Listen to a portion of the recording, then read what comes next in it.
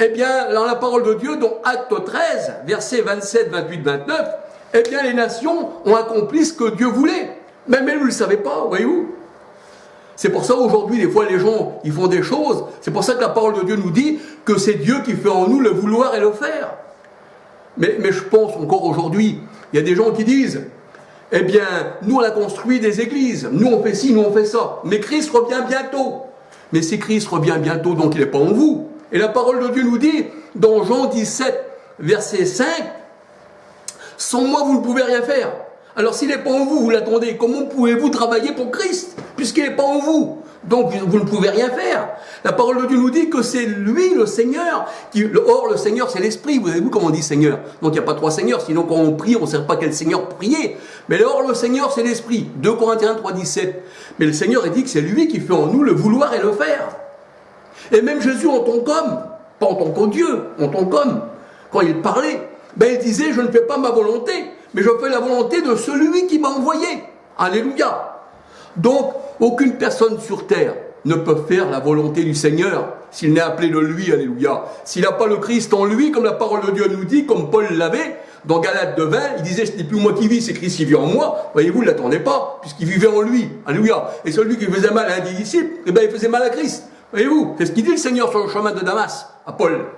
Hein? Je suis Jésus que tu persécutes, parce qu'il persécutait l'Église, il persécutait le corps du Christ, donc Christ c'était la tête, voyez-vous. Mais le Seigneur, alléluia, la parole de Dieu elle dit qu'on ne le connaît plus comme ça, on le connaît par l'Esprit, et il donne ses ordres par l'Esprit Saint. Ça veut dire que l'Esprit Saint et Jésus, ça ne fait pas de personne, parce que c'est l'Esprit du Christ. C'est comme moi, regardez, je suis Charles, je m'appelle Charles Dorquel. Moi et mon esprit ne font pas de personne. Je suis constitué comme ça, voyez-vous. On va dire, oui, mais corps, âme, esprit, oui, mais vous ne voyez pas trois personnes distinctes à côté de moi, voyez-vous. Eh non, il y en a qui prennent des exemples, des fois farfelus. Eh non, ça c'est pas ça. Le Seigneur, quand il dit, je suis un, et ça c'est le premier de tous les commandements donnés à Israël, écoute, ô Israël, Shema Israël, écoute notre Seigneur, est le seul éternel, et le seul Seigneur. Or, le Seigneur, c'est l'Esprit. 2 Corinthiens 3, 17. Voyez-vous, c'est le seul Seigneur, et ce Seigneur-là, eh bien, il a pris chair, il a pris l'apparence d'un homme, et il s'est appelé Emmanuel, Dieu avec nous. Matthieu 23, alléluia. Et partout dans la parole de Dieu, on peut voir que les attributs de l'Éternel dans l'Ancien Testament sont attribués à Jésus dans le Nouveau Testament. Alléluia. Et la Bible, elle nous dit dans 2 Corinthiens 5, 16, maintenant, on ne le connaît plus comme cela. Pourquoi? Parce que, quand Jésus est revenu à la Pentecôte, se répartir sur ses disciples, eh bien, la parole de Dieu nous dit que l'Esprit est descendu sur l'Assemblée, comme il est descendu sur chaque chrétien qui lui appartient, alléluia.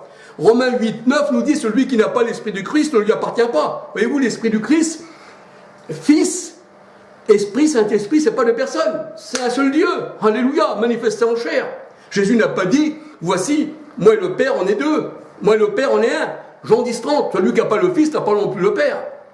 Et Jésus disait, je vis par le Père. C'est-à-dire que s'il y avait deux personnes distinctes, ça veut dire que si le Père s'enlève de Jésus, comme Jésus vit par lui, le corps tombe par terre, il est mort, il n'est plus une personne. Il y aurait une personne qui mourrait faute d'esprit du Père avec lui. Voyez-vous? Il devrait vivre normalement, puisque c'est deux distincts. Ah oui, Jésus devrait vivre sans le Père. Mais la parole de Dieu nous dit, Jean 6, 57, que Jésus vivait par le Père. Alléluia. Gloire au Seigneur. J'aurais voulu vous donner mon téléphone. Si des fois on pourrait se téléphoner, je ne suis rien. C'est pas de dire, voilà. Mais des fois, le Seigneur dit, instruisez-vous les uns les autres. Maintenant, c'est libre à vous. Et je ne suis pas là non plus pour dire des choses contre le Seigneur et contre les gens. C'est un système. Vous savez, l'Inquisition, eh bien, c'était un système. Il fallait la dénoncer. Mais tous ceux qui vont à la mort, si on ne les dénonce pas, s'il n'y a personne qui sonne de la trompette, qui dit le Seigneur, sentinelle, sonne de la trompette. Et ensuite, eh bien, quand tu auras sonné, si on ne veut pas écouter, toi, après, ben, tu es dégagé. Mais voilà. Vous comprenez ce que je veux dire? Donc, nous sommes des sentinelles. Et la sentinelle se doit de parler. Alléluia, elle n'est qu'un instrument dans les mains de Dieu. Elle n'est pas Dieu, elle n'est rien. Alléluia. Le Seigneur a dit, vous n'êtes que des hommes. Et je trouvais bon de vous donner le royaume. Petit troupeau. Pas grande église catholique ou protestante, religion du monde. Romain. Le salut vient des Juifs. Voyez-vous? Alors j'aurais voulu vous donner mon téléphone. Si des fois il y a quelqu'un qui voudrait téléphoner, ou qu'on puisse échanger, mais dans l'amour, alléluia. Parce que peut-être que je parle un peu fort, un peu vite, non. Dans l'amour, alléluia. Parce qu'on parle simplement. C'est vrai que des fois, on a été élevé dans la religion catholique, on ne veut pas la quitter. On a été élevé dans la religion protestante, on ne veut pas la quitter. Le musulman, il veut plaire à son père, il ne veut pas quitter de père en fils. Mais le Seigneur, il n'a jamais dit, tu auras la religion de ton père, ou alors si tu n'écoutes pas ton père, tu ne seras pas sauvé. Le Seigneur, il dit, voici mon père, ma mère, mes frères, mes sœurs, c'est ceux qui font la volonté de Dieu, alléluia. Alors, je voudrais vous donner mon téléphone. Je m'appelle Charles Dorquel, et mon téléphone, c'est 01 30 38 40 36. Je répète, 01 30 38 40 36. Alléluia. Bon, maintenant, c'est vrai, libre à vous, eh bien, de téléphoner ou pas, c'est vous qui voyez. Mais moi, je parle simplement, parce que j'aime bien parler du Seigneur. Voyez-vous? Et il faut faire comme Paul. C'est pour ça que la parole de Dieu nous dit, eh bien, sortez du milieu d'eux, mon peuple, afin de ne pas participer à leurs péchés.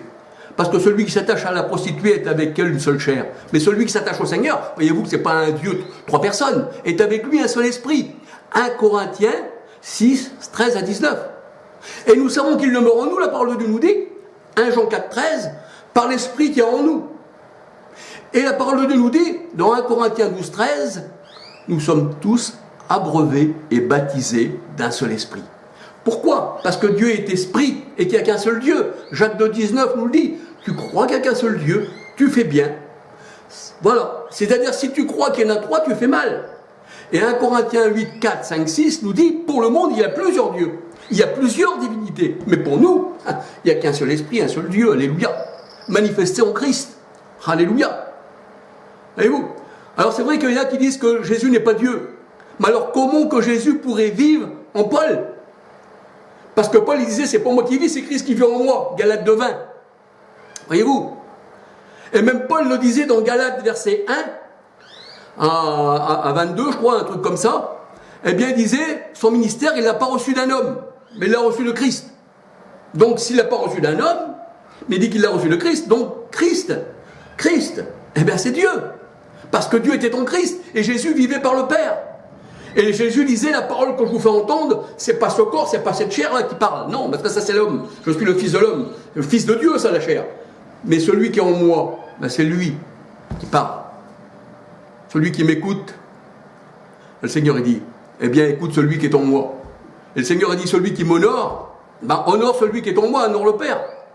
Vous savez, si Jésus n'était pas le Père, parce que la parole de Dieu nous dit, et les vrais adorateurs adoreront le Père en esprit et en vérité. Mais comme le Père était en Jésus et que Jésus vivait par le Père, Jean 6, 57, alors on n'adore pas la chair de Jésus. Mais à travers Jésus, puisque Jésus vivait par le Père, on adorait le Père qui était en Jésus-Christ. Alléluia. C'est pour ça que le Seigneur Jésus-Christ pouvait dire lui-même que tous honorent le Fils comme ils honorent le Père. Et celui qui n'a pas le Fils n'a pas non plus le Père. Voyez-vous? Ce Père était en Christ. Alléluia. Et c'est ce Père, la parole de Dieu nous dit, c'est ce Dieu, dans Zacharie 11, 12, Zacharie 11, verset 11, 12, eh bien, qui a été vendu 30 pièces d'argent. Voici auquel ils m'ont estimé, dit l'Éternel, 30 pièces d'argent. Et Jésus a été vendu 30 pièces d'argent par Judas. Voyez-vous? Tous les attributs de Dieu dans l'Ancien Testament, c'est pour le Seigneur dans le Nouveau Testament. Alléluia. Même le Seigneur le disait. Les pharisiens disaient, mais entends-tu ce que disent ces enfants? Entends-tu ce qu'ils disent ces enfants? Les louanges. Et le Seigneur a dit, n'avez-vous pas lu dans les Écritures? J'ai tiré des enfants des louanges, ceux qui sont à la mamelle. Et le psaume 2, je crois, qui nous dit, béni es-tu Éternel, des enfants et de ceux qui sont à la mamelle, tu as tiré des louanges. Alors on voit que le Seigneur Jésus-Christ, Hébreux 9, 14, c'est pas la chair qui a donné le corps de Jésus, mais c'est celui qui était en Jésus-Christ qui a donné ce corps. L'Esprit éternel. Hébreux 9, 14. Et la parole de Dieu nous dit, dans Acte 20, 28, que c'est même le Saint-Esprit qui a versé son propre sang. Et pourtant, un esprit n'a ni chair ni os. Luc 24, 39. Un esprit n'a ni chair ni os. Mais vu que cet esprit-là a pris chair, et que c'est lui qui a formé ce corps, et qui habite dans ce corps, ben on peut dire que c'est Dieu qui a versé son sang. Alléluia. Alors je vous inviterai aussi, si vous voulez bien, à regarder dans les études que j'ai faites, si vous voulez. Et j'ai fait des études qui s'appellent similitudes Similitude, ça veut dire les dieux romains avec les dieux égyptiens, les dieux catholiques. Hein, ça s'appelle similitude. Alors j'ai fait aussi une étude sur le chrétien est un juif. Le chrétien est un juif. Voyez-vous, la parole de Dieu, elle ne nous dit pas le chrétien est un trinitaire romain. Non, parce que le salut vient des juifs et nous sommes greffés sur l'olivier naturel d'Israël. C'est ce que j'explique dans cette recherche. Le chrétien est un juif. Maintenant, j'ai fait aussi le sang de Jésus. Pourquoi que le sang de Jésus peut nous purifier, hein, ça s'appelle le sang de Jésus. Alléluia. J'ai fait aussi un seul Dieu. Vous pourrez retrouver hein, sur YouTube, aussi sur Facebook. J'ai fait aussi des études sur un seul Dieu. Le baptême sous la loi. Parce que vous savez que Jésus-Christ, quand il est venu, la parole de Dieu nous dit, dans Galates 4, que Jésus, au temps marqué, est né sous la loi, né d'une femme. Et il a été circoncis selon la loi, présenté au temple selon la loi, et vous, et Marie, sa mère, selon la loi, elle a donné 2 tourterelles. Et vous, donc on dit que Jésus est né sous la loi. Et le baptême de Jésus, aussi bien que le baptême de Jean, c'était un baptême sous la loi. Mais ça, c'était pour les Juifs. Et pour ceux des païens qui étaient à cette époque. Un peu comme Corneille. Mais une fois le temple détruit, une fois que la loi de Moïse a été détruite, après c'était terminé. Voyez-vous. Alors le baptême sous la loi, hein, j'explique, hein, maintenant chacun prend ce qu'il veut. Ça c'est comme quelque chose qu'on vous met sur une table. On va vous mettre un poisson sur une table, vous n'allez pas manger les écailles avec. Mais vous allez choisir ce qui est bon, c'est comme un poulet. Vous retenez ce qui est bon, vous n'allez pas manger les os. C'est pour ça que le Seigneur il dit retenez ce qui est bon. Ça veut dire que dans chaque homme il y a quelque chose de bon. C'est comme ce soi-disant pasteur qui est sorti, je ne veux pas le critiquer, je dis soi-disant, que le Seigneur bénisse. Maintenant je ne sais pas, voilà, c'est pas moi de juger. Mais comme il dit des choses, il y a des choses qui sont bonnes, mais des choses qui sont mauvaises. Voyez-vous? Il y a des choses très bonnes, il y en a plus de bons qu'il y a de mauvais. Mais c'est quand même bon, il y a des bonnes choses. Donc, eh bien le Seigneur il dit retenez ce qui est bon. Alléluia. Même un curé, hein, des fois ils disent des choses bien, mais tout est faux. Hein, c'est comme un gâteau sur une table, eh bien il va être bon d'un côté. Si vous tombez sur la bonne part du gâteau, vous n'allez pas mourir, mais sur la mauvaise part, ben là il y a le poison. C'est pour ça, retenez ce qui est bon, discernez. De d'où ça vient, c'est pour ça que le Seigneur dit, je vous ai donné l'esprit de discernement. Hein, éprouvez les esprits pour savoir s'ils sont de Dieu. 1 Jean 4, 6. Et où? Et la parole de Dieu, elle nous dit que dans la parole de Dieu, dans 1 Jean 4, 6, tout ça, qu'on suit bien 1 Jean 4, eh bien, tout esprit qui ne confesse pas Jésus venu en chair, c'est l'esprit de l'Antichrist. Mais vous savez que Jésus, ça veut dire Dieu, Sauveur. On pourrait aussi bien traduire, tout esprit qui ne confesse pas que l'Éternel Sauveur est venu en chair, c'est l'esprit de l'Antichrist. Voyez-vous, un peu comme les musulmans qui disent que Dieu n'a pas de fils. C'est l'esprit de l'Antichrist, parce qu'ils disent que ça n'existe pas. Voyez-vous, une fois j'ai parlé avec un musulman, mais que le Seigneur est bénisse aussi. Parce qu'on parle simplement, on n'est pas là pour se battre. Chacun parle de Dieu, alléluia. Eh bien, j'ai parlé avec un musulman, parce que comme le Coran aussi, eh bien, il est basé un peu, eh bien, sur la Bible, hein, parce que Mahomet, il a connu aussi des catholiques, et puis ils ont eu un échange, et puis donc il y a eu un peu de Bible dedans et tout. Alors il me disait, oui, Marie, c'est vrai, elle a eu aucun rapport. Ben oui, c'est écrit dans la parole de Dieu, ça. Hein, que cet enfant-là est né du Saint-Esprit, ça veut dire de Dieu, parce que Dieu est saint et il est esprit. Donc il est né du Saint-Esprit, cet enfant, oui. Il dit, oui, mais il n'est pas aussi né d'un homme. Ben, j'y ai quand même un truc bizarre. S'il n'est pas né de Dieu, du Saint-Esprit, et qu'il n'est pas né d'un homme, il faudra m'expliquer de qui est-il le fils. Ou bien qu'il y a quand même un père. Voyez-vous? Ben, il dit ça, je vais demander et je vous le dirai. Mais jamais revu. Voilà, maintenant libre à lui. Alors, c'est vrai que, bon, ben voilà, je vais revenir. Alors, j'ai fait baptême sous la loi, hein, ben, une étude, baptême sous la loi. J'ai fait sincèrement perdu, parce que des fois on peut être sincèrement dans une secte sans savoir, pourtant on est sincère. Paul était sincère quand il était chez les pharisiens. Il a fallu bien une révélation personnelle du Seigneur, que le Seigneur le sorte. C'est même pas lui qui est sorti, c'est le Seigneur qui l'a sorti. Puis d'abord le Seigneur le dit, sorti du milieu d'eux aussi, voyez-vous, afin de ne pas participer à leur péché. Alors j'ai fait sincèrement perdu le mythe de Satan, là qui nous prouve la toute-puissance de Dieu, qu'il n'y a pas de démon. Ben non, il n'y a pas du tout de démon, ça n'existe pas. Satan, ça existe, ça veut dire adversaire. Et oui, mais ça ne représente pas quelqu'un qui aurait des cornes. Hein, dans cette étude, là, le mythe de Satan, eh bien, j'essaye de m'expliquer là-dessus, mais aussi avec la parole de Dieu. Sinon, ça ne compte pas, voyez-vous. Alléluia. Alors, j'ai fait aussi le voile qui couvre la méchanceté. Eh oui, comme le voile du temple. eh bien ça couvrait la présence de Dieu. Pour les méchants, ils ne pouvaient pas. Et là j'explique que ce voile-là, eh bien le Seigneur il a déchiré tous les voiles. Hein. Le voile qui couvre la méchanceté, et je parle aussi du Fils éternel. Pourquoi le Fils éternel? Parce que la parole de Dieu ne nous parle pas d'un Fils éternel. Et non, elle nous parle d'un Père éternel. Ésaïe 9,5, cet enfant on l'appellera Père éternel. Mais un Fils éternel, non.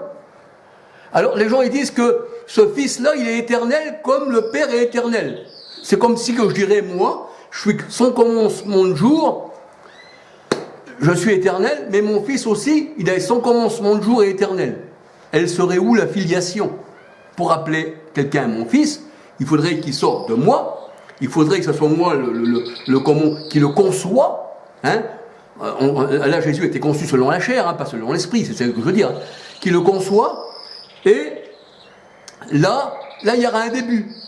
Parce que la parole de Dieu nous dit, cet enfant est né d'une femme née sous la loi. On voit autant marqué, Jésus est né sous la loi. Alors qu'on voit que Jésus, en tant qu'homme, il a un commencement. Mais en tant que Dieu, en tant qu'Emmanuel, Dieu avec nous, il n'a pas de commencement. Il est même sans généalogie. Voyez-vous, c'est pour ça que je vous ai parlé du sang de Jésus. Puisqu'il est sans généalogie, donc son sang, il est précieux. Il ne nous vient pas des hommes, il ne vient pas de Marie. Sinon Marie aurait pu aussi nous sauver par son sang. Parce que les parents transmettent leurs gènes à leurs enfants. C'est pour ça que j'ai parlé aussi du sang de Jésus.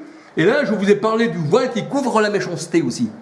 Et vous, le voile qui couvre la méchanceté, ça c'est une étude aussi que j'ai fait. Et le Fils éternel. Et j'ai aussi parlé sur la puissance de Dieu. Que Dieu, c'est lui qui rend voyant, aveugle, sourd ou entendant.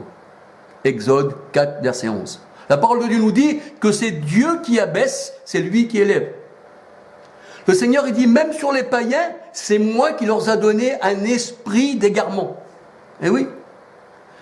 1 Samuel 16, 14 nous dit que l'Éternel a envoyé sur le roi Saül un mauvais esprit.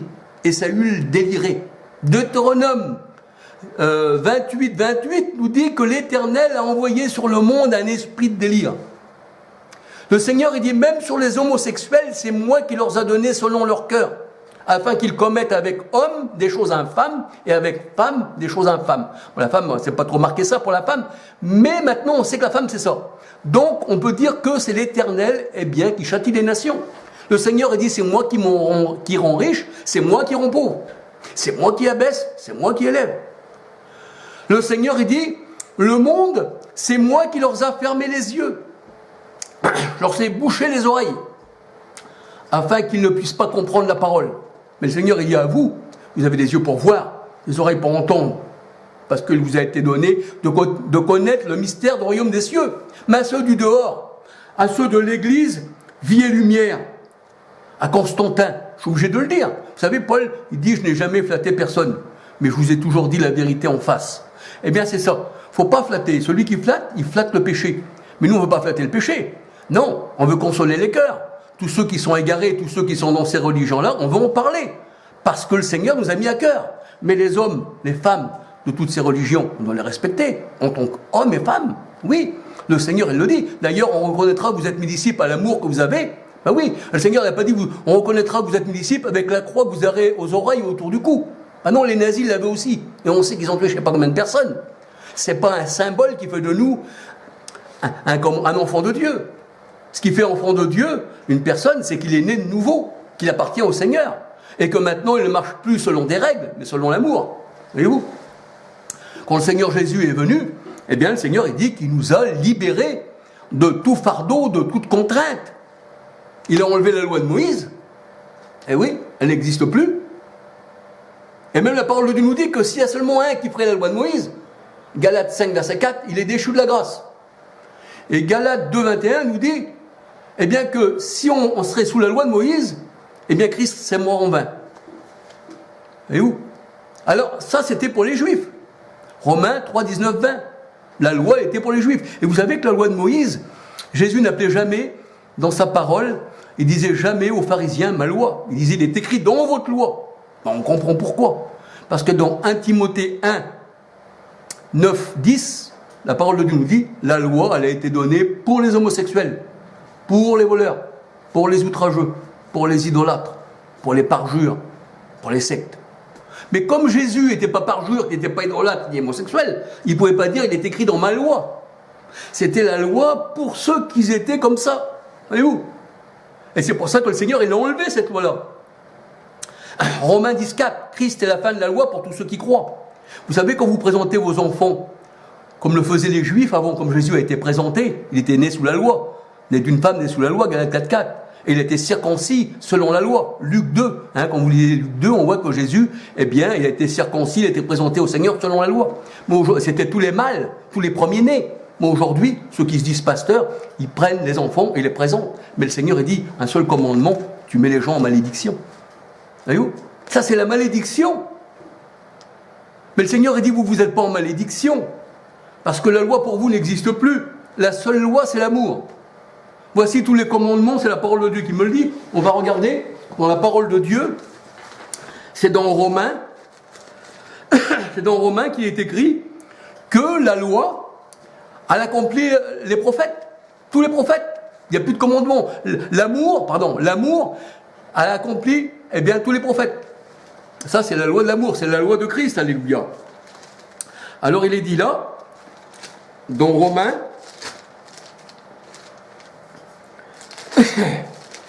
dans Romains 8, je crois. Enfin, je ne sais pas trop le verset là, mais je sais que c'est dans Romains 8, parce que je n'ai pas trop le temps de regarder.